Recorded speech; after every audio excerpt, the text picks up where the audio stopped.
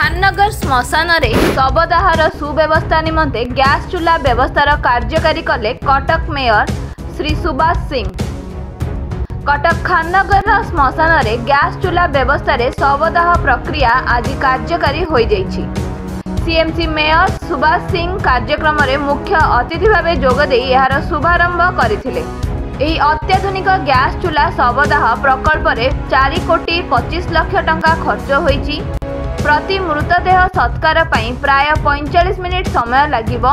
सेहीपरि प्रति मृतदेह सत्कार पई 2000 टंका देबाकू पड़िबो।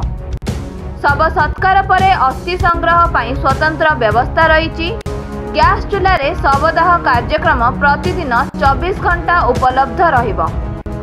सूचनायोग्य 2024 मसीहा अगस्त मासरे अत्याधुनिक गैस चूल्हा को केंद्र मंत्री धर्मेंद्र प्रधान उद्घाटन करथिले। गेल इंडिया तार टेक्निकल स्टाफ देई नथिबारु एही कार्यक्रम होई पारु नथिला बोली मेयर श्री सिंह कहिसंती। एटा कटक पई बहुत दरकार थिला। गैस चूल्हा में 6 मास तले को उद्घाटन करथिलु। से तले केंद्र मंत्री माननीय धर्मेंद्र प्रधान, माननीय सांसद भर्तृहरि महताब, सांसद राज्यसभा देवाशीष सामंतराय महोदय एमाने समस्त को एठी अतिथि करी आमे उद्घाटन करथिलु। महानगर निगम गोटे बड़ यहाँ को उद्यम नहीं सफलतार सहित जेते डेड बॉडी सब क्रिमिशन सहजरे कम खर्च हो पार।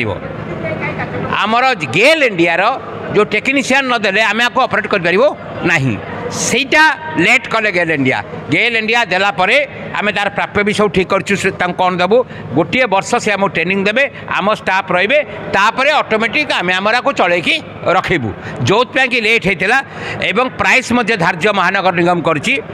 गोटे डेड बॉडी पाई गेल इंडिया जहाँ रिपोर्ट देता आमको 1600 टंका पाखापाखि गैस रे खर्च हम आउ स्टाफ कथा विचार कले जो 7-8 जन स्टाफ रे 2000 टंका गोटे डेड बॉडी की आम लगे दैनिक 50 रू डेड बॉडी क्रिमिशन हो पार बा पड़ा जाई पारिबो एवं एटा गोटे बड़ सहायक कर कटकवासी मानुआल काठ चूल्हा जो आम ट्रेडिशनल अच्छी सेटा भी रही कारण केतक धार्मिक धारणा धारणा आम लोक मान मन भितर अच्छी सेटा को आम बंद कर जी चाहिए क्या बाध्य बाधकता नहीं काठ भी सी करेंगे आमर जेहेतु एससीबी मेडिकल कॉलेज अच्छी हॉस्पिटल अच्छी बहुत डेड बॉडी आसूची आम एटा क्रिमिशन करूँ ता संगे संगे सती चौरारे आउ एक गैस चूल्हा भी आम तैयारी करुँ 75% काम सरलानी आ 25% काम अच्छी ये दुईटी हो गले कटकर गोटे बड़ सहायक हम मृत व्यक्ति को शवदाह करने।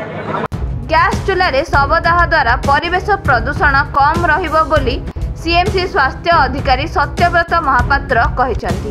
उद्घाटन कर देइथिले किंतु हमर सब सत्कार येटा दाह कामटा आरंभ हो पार नथला जेहेतु गेल इंडिया तांकर टेक्निकल लोक देई नथिले एबे टेक्निकल लोक देई देले तेणु आपण मानक माध्यम आम जनाऊँ सहरवासी को जो मैंने ये शव आणिकी आसवे से आम गैस चूल्हा मध्यम शवदाह करा काठटा आम संपूर्ण रूपे बंद कलु।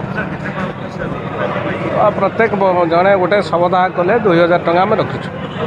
এই कार्यक्रम अन्य मानक माध्यम डेपुटी मेयर दमयंती माझी, सीएमसी कमिशनर श्री अनाम चरण महापात्र, स्वास्थ्य स्टैंडिंग कमिटी अध्यक्ष श्रीमती दीप्तिमयी मूलिया, पूर्त स्टैंडिंग कमिटी अध्यक्ष श्री प्रदीप्त खुंटिया, सिटी इंजीनियर अतनु सामंत, विद्युत विभाग जंत्री श्री प्रभास रंजन विश्वाल और अन्य अधिकारी उपस्थित थिले।